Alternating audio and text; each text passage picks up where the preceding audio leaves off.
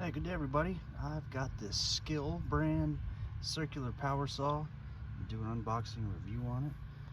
It's got a 15 amp motor, single beam laser, 51 degree bevel with a positive stop at 45 degrees. It's 15 amp and it's 7¼ inches and it's corded. Looks like there's a saw and the blade in there as well, wrench and carrying bag inside. Let's check it out. Here's everything that came in the box. Just like it says, got the saw, blade, and carrying case. Of course, some directions. Let's go ahead and put that saw blade on there. Comes with this wrench too. That's for this right here. One thing that's kind of nice too, it's got the cord thing here. You can wrap it up easier and stick that on there. The saw itself, so it's got a safety here, so you got to push that in to pull the trigger back. If you don't, it's locked.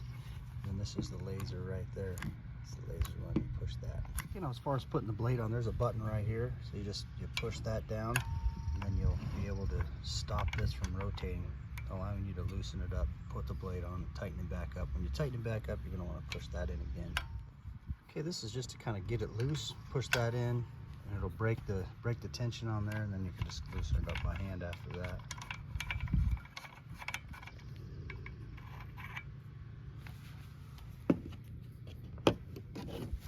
Blade on there. In order to put the blade on, you want to pull this all the way back like that and slide the blade up in there. This piece here is going to go right there down in that hole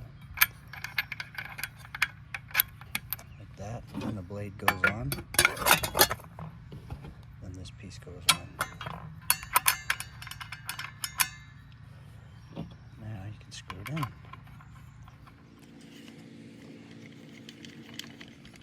Okay, I'm just getting ready to put the final cranks on this thing, so I'm pushing that button down right there.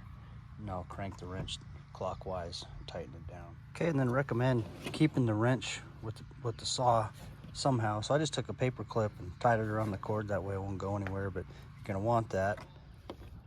So that distance from here to your blade there is adjusted right back here. So you just flip that up.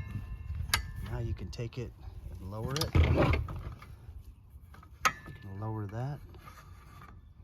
See, now you can go almost all the way to 0 there.